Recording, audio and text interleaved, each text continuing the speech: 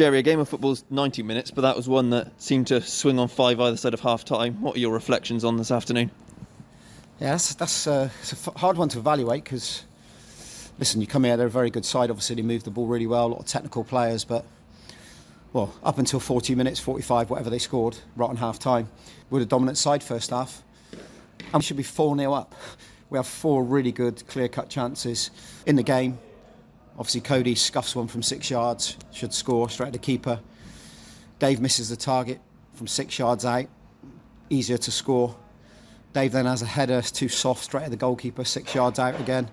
And then Cody comes in, this one isn't quite as easy as the other ones, but comes in on his left foot, sort of makes a chance himself, strikes it, not quite as clean as he'd like, straight at the keeper. And you know when you come to these places, wherever you go really, you're going to rue chances like that. We did last week, so to come here and create so many chances is a positive.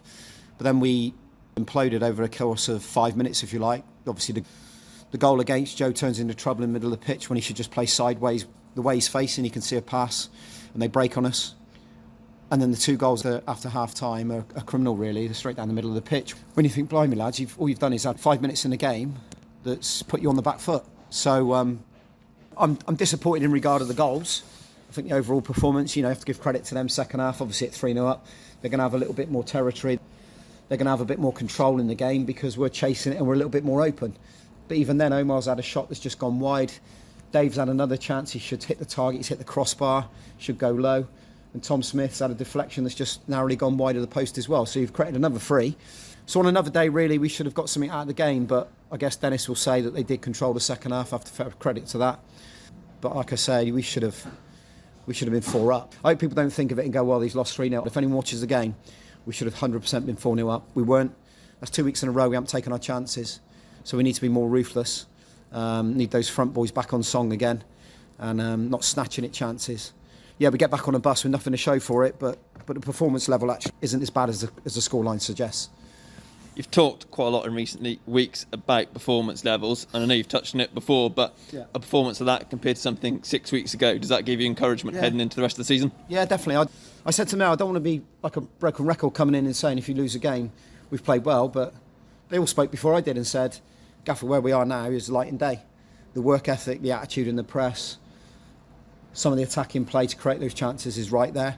Some of the defend, I thought the back 3, even though we conceded 3, I thought Zach Delaney was immense today, I've got to say.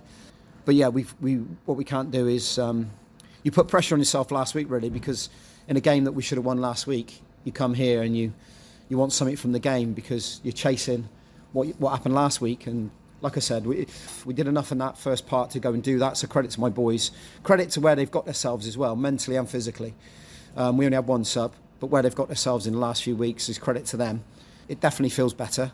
And maybe people don't expect Bath to come and win at Ebbsfleet. Well, we do. So I think they've gone top of the league tonight with that result.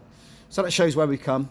Definitely not a 3-0 scoreline, but 2 important games now over Christmas against Chippenham coming up, because we have actually got to start picking up some points, because that will really put our season back on track if we can get some positive results over Christmas. Dave Simburgess obviously came in for his first start for the club this afternoon. I know you've mentioned him a couple of times earlier on with the chances, but outside of that, what do you make of his first start? Yeah, he needs to believe in himself. That's the first thing. When you come from a level below, he's got to back himself, and he has to believe that he can do it at this level, because I think that's going to be the biggest challenge. He said to me over a number of weeks, it's very quick and what have you. So that's going to be the biggest challenge, convincing himself mentally that he can do it, because he can. We've seen some really good moments from him. To get opportunities like he's got means he's a good player. And we've seen him in a wide right area, coming off a shape, obviously with that front 3 in 1v1s and whipping balls in as well. So he's going to be a good addition to the squad. But he's got to believe in himself a little bit more. He'll be disappointed because he hasn't scored 1 out of those 3 today, or maybe 4. But he doesn't need to be despondent about it. He's come to a very good side. They're not easy to play against, by no means. But yeah, he'll be fine. He'll be absolutely fine. Don't forget that's his first start he's had with us. And he'll only get better the more he trains with us and more games he plays. Got that double header over Christmas against Chippenham Town. Obviously, depending on outside circumstances with what's going on around the country, does that make it hard for you to prepare, or do you just prepare as you would normally? Well, at the moment, Michael, we're preparing Tuesday, Thursday training as normal. So we've got a plan in place. We're only going to do it week to week for obvious reasons. Yeah, and that's all we can do. Listen, we came here today and they were hit by COVID quite heavily as well. But they have the luxury of a very big squad. So what we can't afford to do is have many more go down with COVID, because all those lads are not here. They're in isolation periods, and that just about works out to Boxing Day, but that means they haven't done too much training. So, yeah, we have to keep everyone fit and well. I'm sure there's going to be more challenges in between now and Chippenham game. It's pretty obvious that it's spreading like wildfire.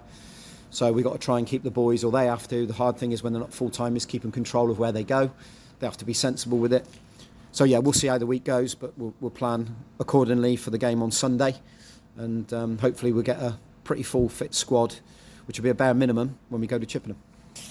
Tom Richards was back on the bench this afternoon. I know he said he wasn't really match fit. Do you expect him to be available for full selection soon? He wasn't available to even do anything, if I'm being honest. I only put him on the bench because I didn't want it to look as if we had one. So he hasn't kicked a ball yet. He's miles off it. So he hasn't joined in with the group. So he was never going to come on. He just put a kit on. But that's where we are. It was only Omar we had that could go on and actually compete. So we'll see how Tom does. He needs to step up his rehabilitation next couple of weeks. It was quite a bad one he had. So missing for a long time. It was more ligament damage than we first thought, because obviously he played through it and caused more damage against Hampton. So fingers crossed he's available for the Boxing Day, but he won't be match fit for sure. Well, thanks for your time. Have a good Christmas and hopefully see you on Boxing Day. Cheers. Have a good Christmas. Thanks, mate.